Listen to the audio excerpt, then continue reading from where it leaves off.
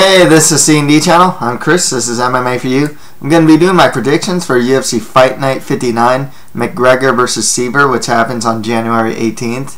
Overall, it's just more of an okay card. There aren't any, there are some fights that are, the main card is actually pretty good. It's actually is really good. You know, McGregor's fighting. Benson, Henderson, Eddie Alvarez is really good. Uriah versus Philippu is actually could be a pretty fun stand-up battle. Parke versus Tibau, I think it's going to be a typical Tibau fight. Prospect-wise, when you look at the prelims, I don't see too many great prospects here. I see decent prospects, but I don't know about blue chip prospects. Cathal, Pendred, and Sean Spencer. Once again, not blue chip prospect. Good, solid. You know, they're kind of Pendred actually is kind of reckless. Doesn't have great stand-up defense. Spencer's a solid fighter though. Lorenz, Larkin, he's just that prospect that has fallen by the wayside. Zhang, Lipeng, I don't know. You know, these Chinese fighters, they can win in the UFC, but and he's only 24. He's not that bad actually. He can get wins in the UFC. Chris Wade actually isn't a bad prospect. Patrick Holohan, I see his last fight against Khalidis. You see a lot of problems with his style. He's not the strongest guy. He's a guy that's able to be controlled, you know. He's not a real physical guy. Johnny Case and Frankie Perez and Johnny Case are good, you know, are good prospects, training out of good camps. Frankie Perez, actually, I've heard good things about him. I saw one of his fights. I can't say it's I didn't think blue chip prospect out of him. Once again, you get these there's a lot of prospects, but they're not there aren't any really stand up. It's oh, that guy's fighting, cool, you know. There's no Conor McGregors, you know, for one thing. Rosa and Soriano, they're both prospects, you know. Rosa's 28, Soriano's 25. They both train at good camps, you know. But you know, there aren't a lot of blue chips, so it's it's an okay card because you still have all these lower, you know, mid-level prospects. They're not mid-level fighters or lower tier fighters per se. Well, John Howard's he's a mid-level fighter, you know. Shane Howell, he's a mid-level fighter, you know. But you don't have any you don't have too many there aren't any blue chip prospects on this card. Too many blue chip prospects on the prelims here. You know, let's just get started. I keep talking about prospects. Let's get started. On the main event, we have Conor McGregor versus Dennis Siver. Dennis Siver has a 22-9 record with 1 no contest, 5 wins by KO or TKO, 9 wins by sub. He also has 2 losses by KO or TKO and 5 losses by submission. He's 35 years old. He is big from 1 to 45. He has a karate style stand-up with good kicks. He has a really nice front head kick. Doesn't chamber at all. His offensive takedown ability has gotten a lot better. He's actually been something more of a grinder as of late. You know, he uses, he tries to get the takedown, shows good top control, or tries to take the back, and it's been something of a top control grinder as of late. Conor McGregor, 16-2 record, 14 wins by KO or TKO, and 1 win by sub. Also has 2 losses by submission, 26 years old on a 12-fight win streak. Training out of SBG Ireland with the likes of Cathal, Pendred, Aisling Daly, Patrick Holohan. He's a good boxer, or a strong boxer, but he also uses some karate style moves as well with his kicks, especially. He can be a bit unorthodox in that sense. He'll use combinations really well, and he's a really accurate striker as well. His ground game is in the UFC so far has shown to be pretty good. I think he was taken down by Brandao and just got back to his feet. Showed some good offensive takedown ability against Max Holloway in the 3rd round. We have yet to see Conor McGregor against that like NCAA or like that really good wrestler like your Chad Mendes or Frankie Edgars or even like a Bermudez or Lamas. Dennis Siver is not that type of wrestler, but he might be a good gauge as to like how McGregor's ground game will go if the fight hits the ground, or if there's a lot of like clinching against the cage or whatnot. Overall, though, I think Conor McGregor should win this one. He should be the superior striker, more accurate striker. Like I said, I think Dennis Siver's actually going to try and take this fight to the ground more than keep the fight standing, which should be interesting, actually, just because I'm curious if he can take down McGregor and hold him down.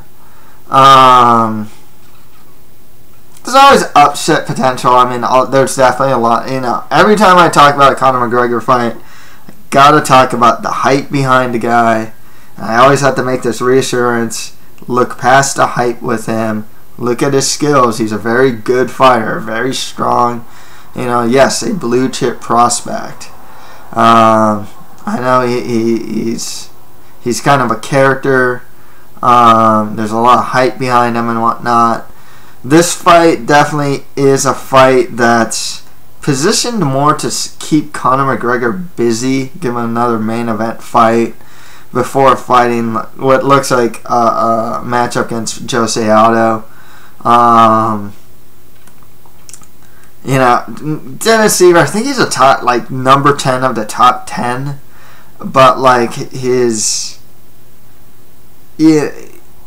lot of people question why he's in the top 10 these days. I mean, maybe more towards 11 to 15 would be a more appropriate place for Dennis Siver.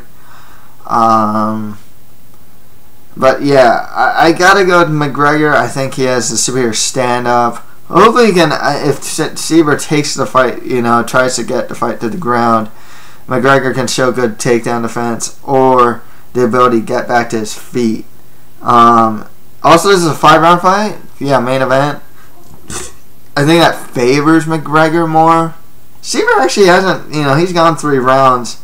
Hasn't necessarily shown to gas per se. So, you know, despite like Siver being like this really bulky, muscular guy, his cardio's actually held up pretty well. Regardless, I'll go with Conor McGregor for the win. I think one of the other questions is there upset? There's always upset potential, but is there a real upset potential here? Will Siver hit him with one of those left hooks or one of those like head kicks or something like that? I don't think so. Can he take the fight to the ground, take the back, maybe get a choke or something, or maybe get the submission? Kind of doubt it. So I'll go with Conor McGregor for the win there. Next fight after that, Eddie Alvarez fights Benson Henderson. Benson Henderson has a 21-4 record, 2 wins by KO or TKO, 9 wins by sub.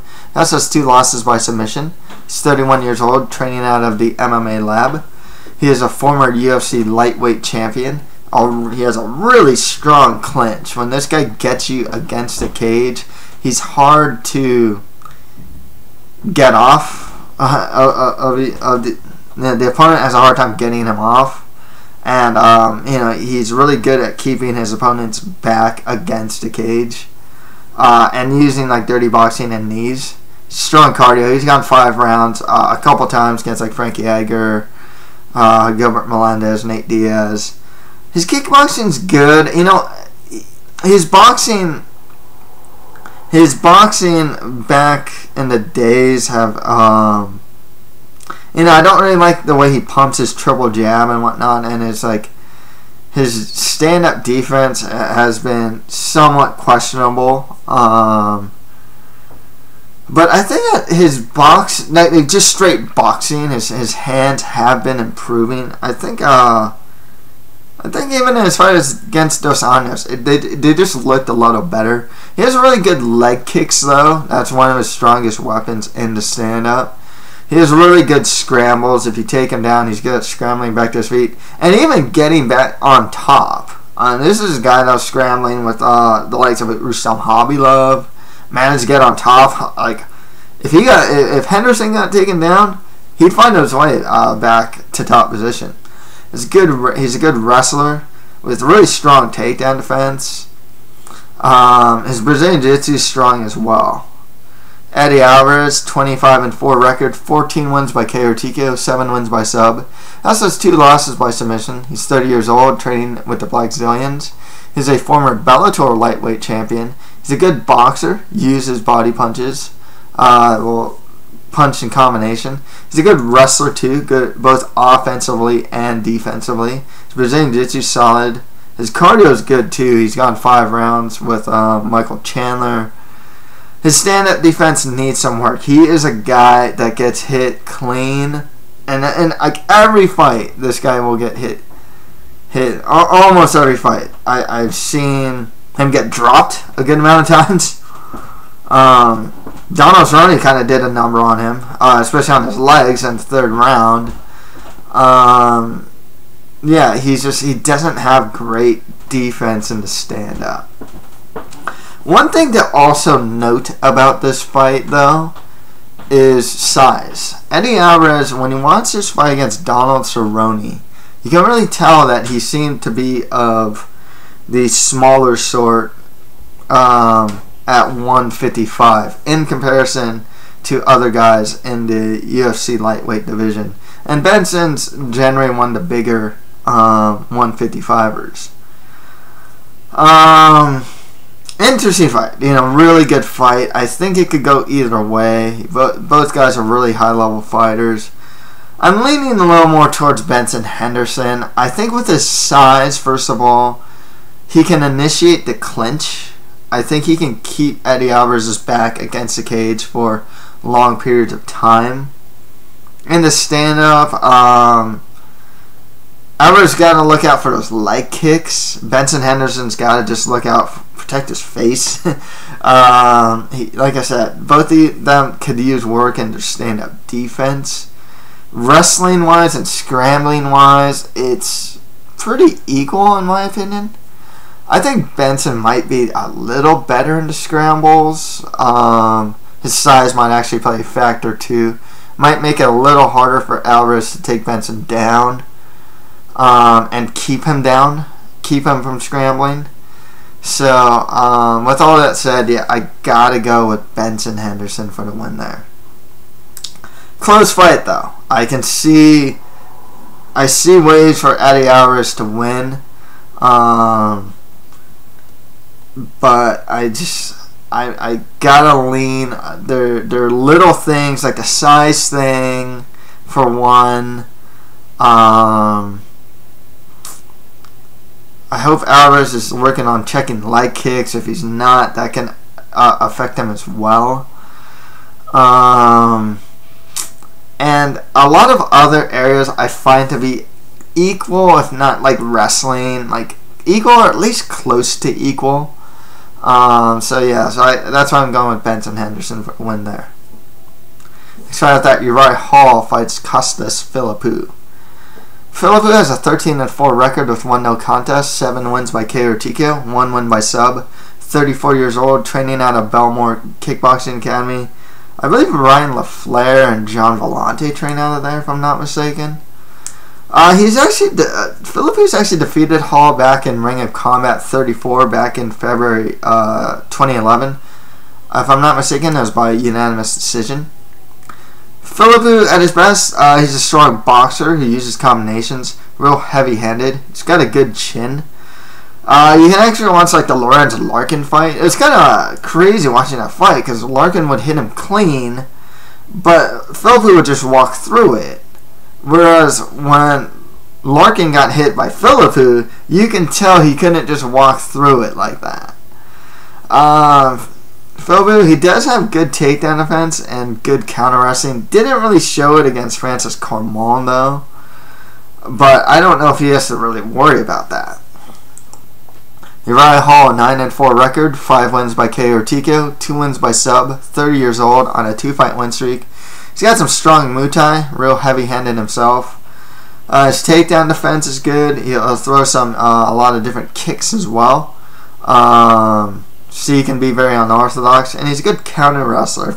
He's kind of hard to keep down when you do take him down. One of Hall's problems, though, is he's a single strike type of fighter. He's not a combination striker. He throws a lot of ones. Some of them are pretty heavy hitting ones, but nonetheless, he's not a combination striker. This one's really hard for me to call. Actually, this was when I was doing, all of the prep work and whatnot for this, and I was picking who was gonna win. This was actually the last one I had to.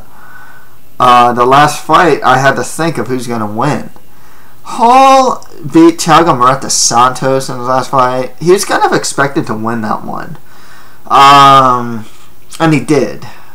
The other thing is, though, there's one thing about Uriah Hall is he's a really good fighter, and at his best he can be pretty flashy and whatnot, but I don't want the hype to get in the way of ability. Not to say that he can't put leather to Costas Philippu. He most certainly can. Philippu also shown some susceptibility to kicks, especially that kick to the body from when he fought Luke Rockhold. That is a weapon that Uriah Hall could most definitely use against Costas Philippu.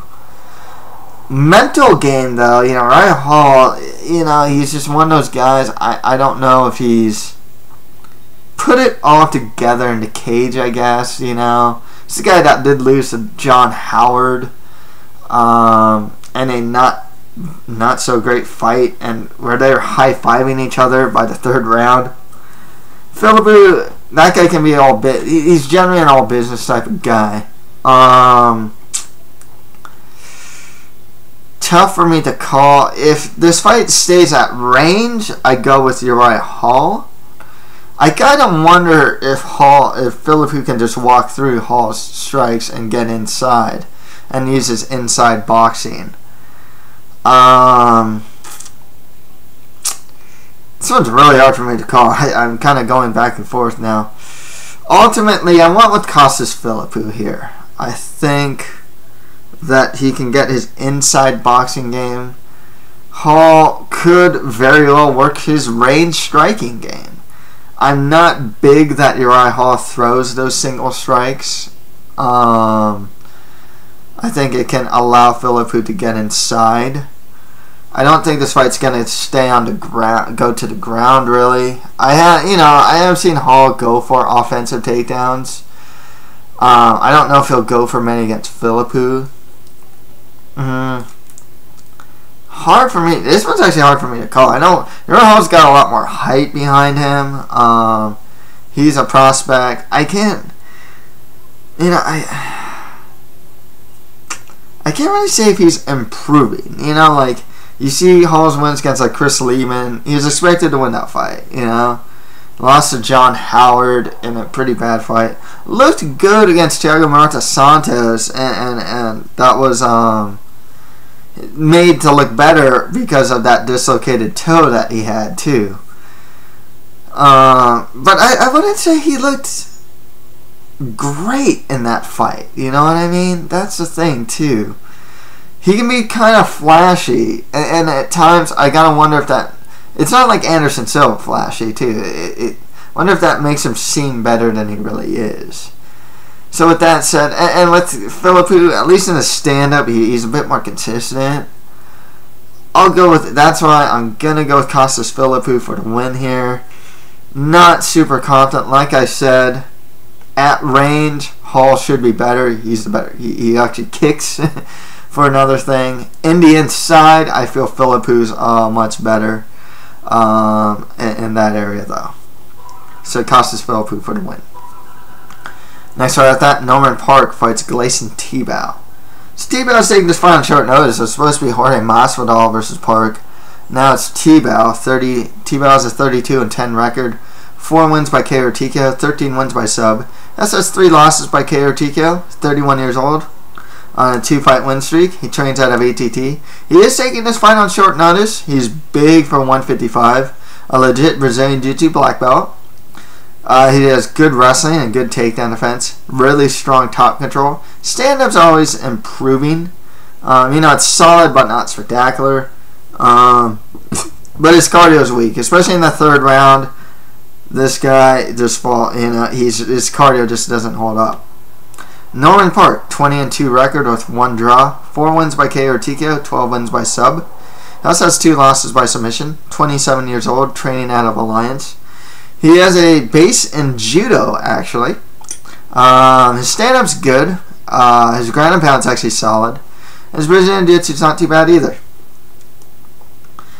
If this fight, wasn't on short notice, Tibau all day. On short notice, still Tibau. Here's the thing, though. This is Gleison Tibau. This is a guy where you get him some prospect, Piotr Hamann, Michael Johnson, get him a Jamie Varner who is resurging. It's just, you either beat Gleison Tibau and fight top 10 guys, or you don't. You can either defend his takedowns and beat him on the feet, or you can't. Or else you get taken down and stay on the bottom. The thing with Norman Parke is he's an okay prospect. He's not a blue chip prospect. He did win his last fight by TKO, but he fought like an overmatched Japanese opponent. Took him down, ground and pounded him. That's the thing with Parke. Everything's good, but he's not great at any one aspect of MMA. He's not particularly heavy-handed. He's not a guy that's particularly feared in any part of MMA. It's not like, oh, watch out for this guy's wrestling, watch out for this guy's stand-up, watch out for this guy's BJJ. He's the type of prospect that Gleison Tibau has beaten before. Once again, though, the thing that hurts Tibau, though, is his cardio is already suspect. He's big for 155, and he's taking the fight on short notice. So instead of gassing out in round 3, what happens if he's, because he's taking fight on short notice, what if he's gassing out in round 2? But yeah, typical Gleison Tibau. Get that last double leg, or else the high impact slam. Get top position, grind. If the submission's there or dominant position's there, he'll take it. If not, he won't. It's Gleison Tibau. I actually have a weird soft spot for Tibau because he's been doing this forever. I think he's quietly picking up a UFC record for most fights in the UFC, and no one knows it. He's just been, he fought like Nick Diaz way back in the day at welterweight. He's just been doing this. He's been fighting the exact same way, making very small improvements, but for the most part, he's the Gleison Tibau you saw years ago fighting Nick Diaz. Is the Gleison Tibau you see now. That's the thing, and it works. And he is the perfect gatekeeper. He's a tough out for anyone. He can get you to the ground, get a dominant position. Even if he can't get a dominant position, he can keep you down on the ground, work enough ground to pound, not get stood up. Huge for the weight class. I gotta go with Gleison Tibau here. I just think that he's gonna Tibau. He's just gonna do what he does to most guys. If you can stop it, like I said, if you can stop it, you probably belong in the top 10, or should be fighting top 10 guys. If you can't, then you can't. That's a Gleison Tibau fight. Really. I just don't think Norman Parke has, takedown defense isn't bad. I just think Gleison Tibau's got to find his way to get in there. Especially since he's pretty big for the weight class. I don't know if he's the better striker. Yeah, that's the other thing too. I don't even think Norman Parke's a better striker than Tibau, to be honest with you. So I don't really see too many advantages besides cardio and not having to fight on short notice that Norman Parke has. Maybe he uses a more movement because he trains out of Lions, so he might be able to use a more movement heavy style, and that might stifle Tibau. I don't know if Parke has that in him to avoid getting taken down and work that type of game for 3 rounds. So yeah, Gleison Tibau for the win there. Okay, on the Fox Sports 1 prelims, we got Cathal Pendred versus Sean Spencer. Oh man, I hate calling Cathal Pendred fights. I'm going to say this right now. Cathal Pendred, 15-2 record with 1 draw, 6 wins by KO TKO, 1 win by sub, 27 years old. He's pretty big for the weight class, actually. He's 6'2". He's on a 6-fight win streak, training out of SBG Ireland with like Conor McGregor, Patrick Holohan. He has good offensive takedowns. He's relentless about getting his takedowns. He's really resilient too. He's just a hard guy to put away. Super game. Even when he's a bit behind, he's still fighting. His stand-up's average. His stand-up defense is actually pretty weak. Sean Spencer, 12-3 record, 2 wins by KO TKO, 2 wins by sub. That's 2 losses by submission. Trains out of Octagon MMA. There's a couple guys now training out of Octagon MMA that made their way to the UFC. I think Matt Hobart, and Damon Jackson, I think, training out of Octagon MMA, if I'm not mistaken. He's a good boxer. He uses combinations, and his takedown defense is actually pretty solid. The reason why I hate Cathal Pendred fights is that a lot of times he's not necessarily the better mixed martial artist. This is a guy that was getting beaten up by Mike King. Managed to, almost got finished. King gasses himself out in the first round. And then Pendred managed to make a comeback. He had some pretty ugly fights, too. I don't think that Pendred won his last fight. I think it was against Umalatov. I'm not too sure. I thought Umalatov won that fight. But once again, he's just really game and whatnot. I think Sean Spencer's the better fighter than Pendred. To be just totally honest with you. I think he's a better boxer. I think he has better stand-up. I think he's able to probably shrug off some of Pendred's takedowns, but guys are so relentless about getting them. He doesn't have a blast double or anything. It's just, he's relentless about getting takedowns. He'll clench against the cage, relentlessly go for takedowns. I think Spencer has the takedown defense to defend them. I can see Pendred, though, just willing his way to get a takedown. It's just the way he is. That's the reason why I hate calling Cathal Pendred fights is because when he wins, it's not you. When I pick fights, it's by skill set. In general, I mean, they're in general. Obviously, there's going to be exceptions.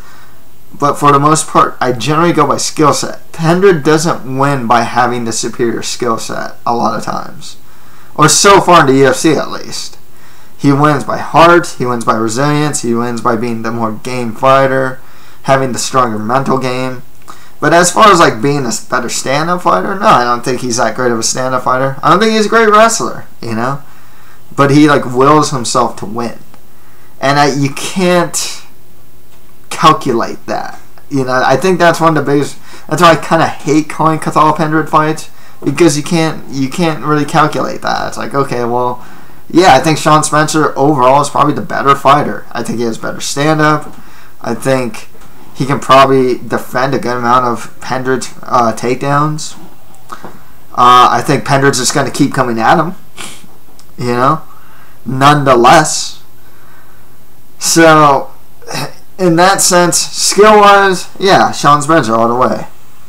But because Pendred can kind of will himself to win fights, in a sense, that's the only way I can really call it. it becomes a lot closer than it probably has any right to be. With that said, since I do go by skill sets, I'll go with Sean Spencer for the win here. Like I said, they're in Boston too. Yeah, you know, the crowd kind of helps Pendred too. I've seen that before. So once again, I'm more leery about picking Sean Spencer now because of external forces, you know, like just a lot of external forces that you can't really calculate too much, you know. But yeah, I'll go with Sean Spencer for the win. But like I said, Cathal, I'd assume Cathal Pendred is probably the favorite here, and like I said, he can will himself to win. A guy like me, I don't tend to calculate that too much. If I'm just looking at skill sets, like I said, Spencer, I think Spencer has a better overall skill set. But like I said, Cathal Pendred, hate Conor's fights because the guy's proven me wrong a couple times because of his like will to win. Next fight after that, John Howard fights Lorenz Larkin. John Howard, 22-10 record, 9 wins by KO or TKO, 6 wins by sub. He also has 2 losses by KO or TKO. He's 31 years old on a 2-fight losing streak. He has good stand-up, he's heavy-handed, and his grappling's actually improving. You know, he's not like super easy to take down. He'll even go for his own offensive takedowns as well. Lorenz Larkin, 14-4 record with 1 no contest, 8 wins by KO or TKO, 6 wins by decision. He's 28 years old on a 3-fight losing streak. He trains out of Millennia MMA. Other guys that train out of there would be like Syed Awad. He's only won 1 of his last 5 fights, and it'll be his first cut to 170. This guy used to fight at 205, you know, in Strikeforce. Then he made, in Strikeforce, he made the cut to 185, and now he's cut to 170. He has some unorthodox stand-up. You know, he'll go for some crazy kicks and whatnot. He throws a lot of single strikes. That's one of his biggest problems, is he's not much of a combination puncher. He's more of a single striker. And he's one of those guys that's looking for, like, that one perfect moment that isn't always there to throw his strikes. It's not always high volume. His takedown defense is actually pretty solid. I mean, he showed it more against, like, Francis Carmon. Against Derek Brunson, though, Benson was able to take him down almost at will. He'd defend, like, the first takedown, but then, like, Brunson would go for something else a lot of times. You know, he's not too bad at getting back to his feet when he's taken down as well. And his overall grappling game is improving. Lorenz Larkin, you know, he's a strange case of a guy that was, you know, in Strikeforce, he was a really hot prospect. Went so far as beat Robbie Lawler at middleweight when Lawler looked really bad. But, you know, he was getting some good wins in Strikeforce. You know, his best win's probably Robbie Lawler. But after that, he was kind of pushed up a lot of times. You know, he's supposed to fight like Luke Rockhold, but then, you know, he fought guys like he fought a lot of bad stylistic matchups. You know, a lot of guys I wanted to take him down, like Carmon, which I thought he should have won the fight. Derek Brunson, you know. But then when he fought Philippu, it's kind of like, oh, hey, you know, you're supposed to be the striker, but Philippu just knocked you out, you know? So that's the thing. Hopefully a change in weight class really helps. I like Larkin in this one, though. I think John Howard's a solid fighter, but that's all I can really give him. I can't really say, you know, he's heavy-handed, so he's got to always watch out for that. But, you know, I do like Lorenz Larkin striking. It is good when he's on. I don't think he'll have to worry about defending the takedown so much, so that should really help him too. I think Howard will go for some offensive takedowns though. I think Larkin can defend it. I don't know how he'll look cutting to 170 for the first time, if he's going to be gassed out or whatnot.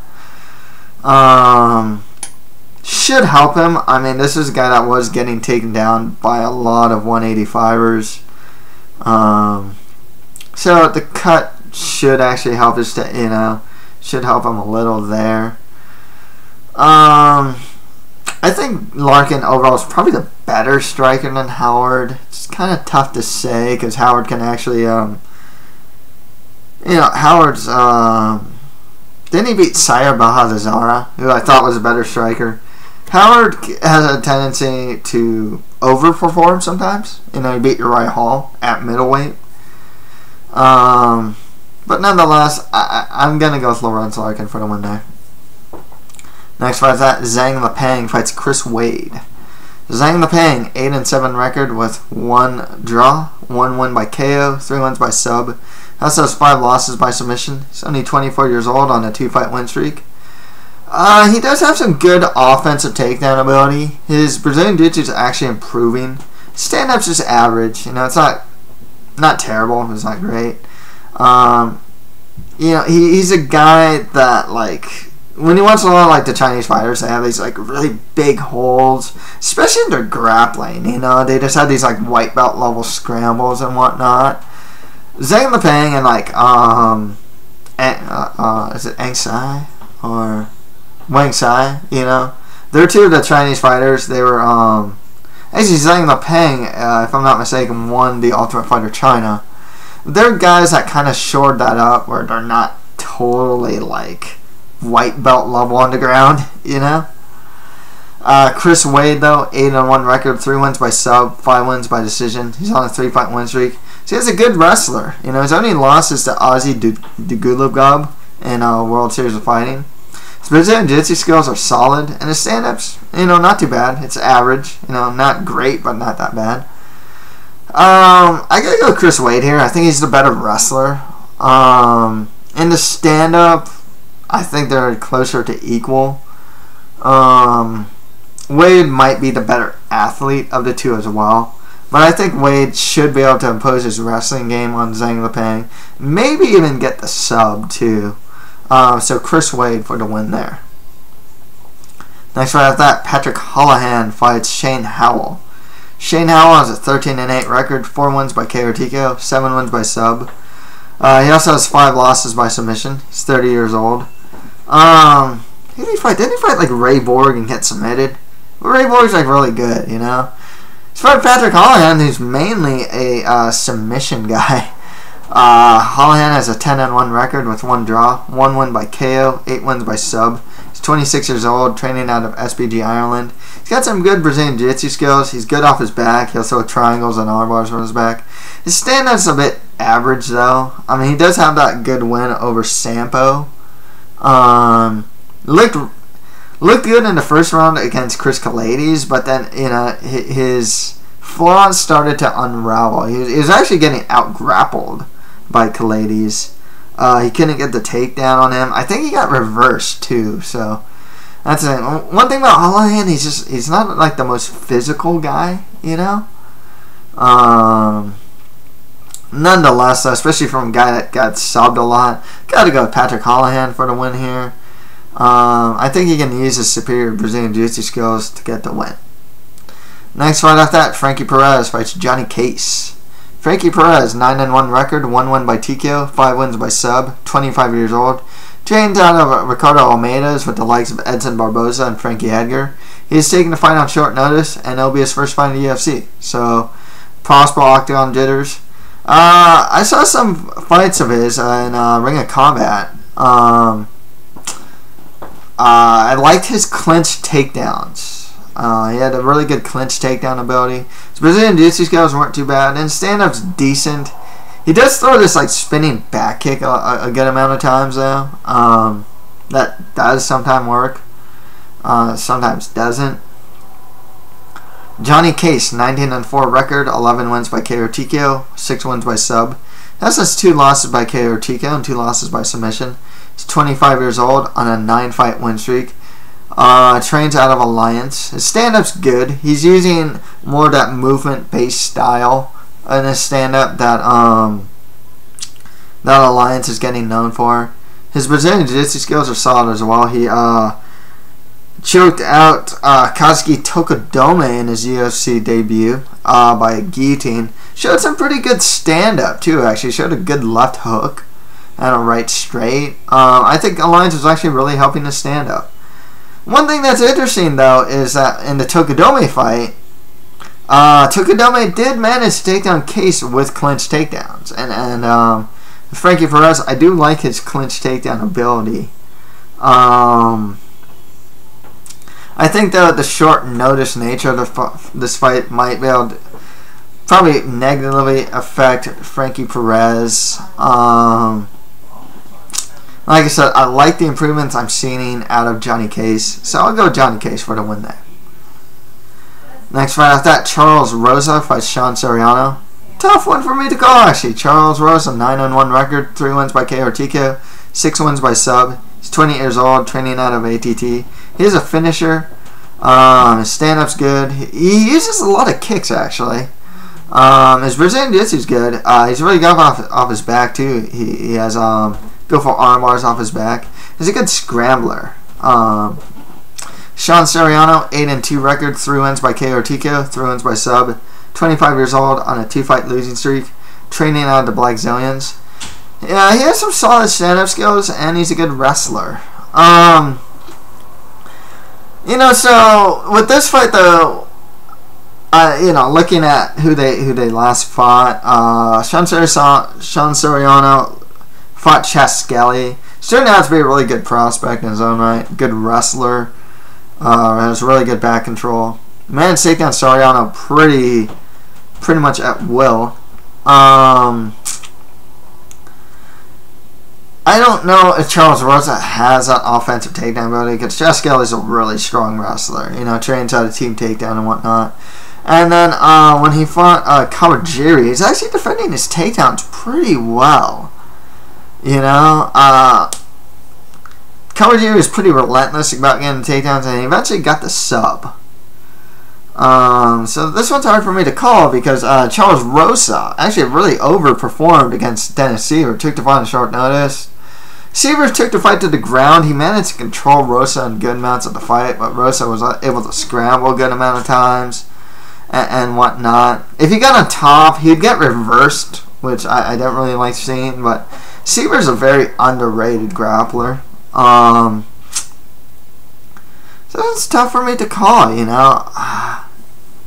That's the thing, because Soriano has clear holes in his game that he needs to improve on, and Rosa, I think Rosa as well.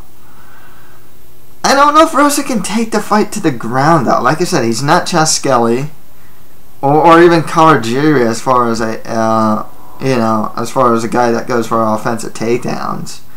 And Soriano isn't that bad of a wrestler. His stand-up's actually improving under the Black Zillions. Man, this one's hard for me to call, because actually I was really impressed with Charles Rosa in his last fight against Siver. I like his kicks too, but I'm actually gonna go with Soriano. I think he can defend his takedowns. Stand-up's not too bad as well. Might be able to get his own takedowns on Rosa. He's got to mind his P's and Q's if he is on the ground. Not super confident in this pick though, because like I said, I was pretty impressed with Rosa in his last fight. I'm gonna go with Soriano. I think he's still a pretty good prospect. He had some pretty. The two guys he fought in the UFC were pretty tough outs in Kawajiri and Skelly. But I've seen some of his stuff, and I think he's fighting RFA or one of those Access TV ones, and he looked pretty solid. And even against Kawajiri, he looked pretty solid as well.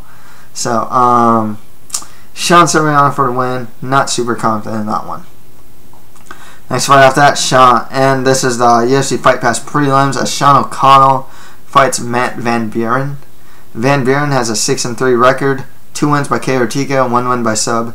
That's those 2 losses by KO or TKO. 28 years old. He's tall for a weight class. He's 6'5", trains out of Alliance, but he's only won 1 of his last 4 fights. He's a very, like, there's nothing that he really stands out in, you know? He's kind of a very average fighter, you know? His stand-up's not too bad, just kind of average. His jiu-jitsu's not too bad either. Stand-up defense could use some work. Sean O'Connell, 15-6 record, 7 wins by KO TKO, 3 wins by sub. Has his 3 losses by KO TKO and 2 losses by submission. 31 years old. He's only 6'1". He's on a 2-fight losing streak to like John Vellante. Really close fight there. And Jimmo. Got knocked out by Jimmo. Actually had a pretty good showing against him. He actually managed to tag Jimmo a couple times. Yeah, his stand-up's actually pretty good. His grappling's pretty average. Both these guys are like really lower level light heavyweights, so it's really hard to say who's gonna win. Both very flawed fighters, you know, they're fighters with noticeable holes in their game. I think Sean O'Connell has shown to be a bit better of the two, you know, in my opinion. Might be able to tag Matt Van Buren, even though Van Buren's like 6'5", I think he still might be able to get him nonetheless. The very least with O'Connell, he's a tough guy, and he had a really tough war of attrition type of fight with John Vellante. So yeah, I'll go Sean O'Connell for the win there. And finally, Tateki Matsuda fights Joby Sanchez. Matsuda has a 10-6 record, 4 wins by KO TKO, 1 win by sub. 20 years old, training out of Team Sit Yo Tongue with the likes of Rob Font. Stand-up's actually pretty good. His ground game, it's alright. It's still a bit sloppy to me. Joby Sanchez, 6-1 record, 3 wins by KO TKO, 3 wins by sub, 23 years old, training out of Jackson Winklejohn. He is a finisher, solid stand-up, not too bad on the ground. Looking at their last fights, Matsuda fought Chris Beal. That was like a fight between like 2 guys that were like, back in the days, those guys probably wouldn't be in the UFC. They're both really lower level guys that both guys could use more seasoning in like the regional scene. You know, Matsuda got his licks in, but Beal ultimately won. Joby Sanchez, though, actually had a pretty good showing against Wilson. I believe he fought Wilson Hayes in the last fight, if I'm not mistaken. And he dropped him, too. Managed to hang, you know, he did get taken down, and didn't get submitted, though, you know. So he didn't look too bad against a really solid fighter in Wilson Hayes. I gotta go with Joby Sanchez for the win there. To recap, the main card of Conor McGregor beating Dennis Siver, Benson Henderson over Eddie Alvarez, Costas Philippu over Uriah Hall, Gleison Tibau beating Norman Parke. On the Fox Sports 1 prelims, I got Sean Spencer over Cathal Pendred, Lorenz Larkin beating John Howard, Chris Wade over Zhang Lipeng, Johnny Case over Frankie Perez, and Sean Soriano over Charles Rosa. On the UFC Fight Pass prelims, I have Sean O'Connell over Matt Van Buren, and Joby Sanchez beating Tateki Matsuda.